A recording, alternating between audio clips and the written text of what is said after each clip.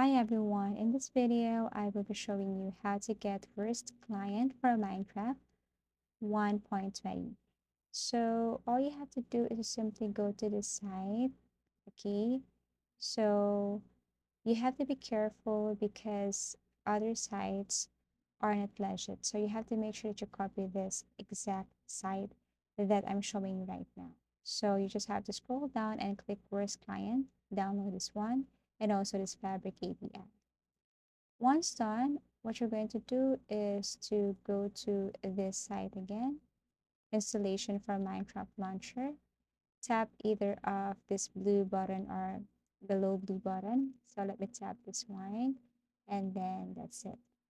You just have to wait for this 3 to be downloaded. Once done, that's it. Now what you're going to do here is for Fabric installer, you just have to double tap that one and then what you're going to do is to click install. Okay, tap install, and then you just have to wait for a couple of seconds or minutes, I guess. And then once done, you can exit this one. Next, you have to run a command. You can go to the search menu and then type run, and then kindly type person symbol, app data person symbol, and then click OK. Now, what you're going to do here is to look for Minecraft folder. Once you locate Minecraft, you have to go to mods. And then what you're going to do here is to simply delete these files and replace this with what we have downloaded earlier.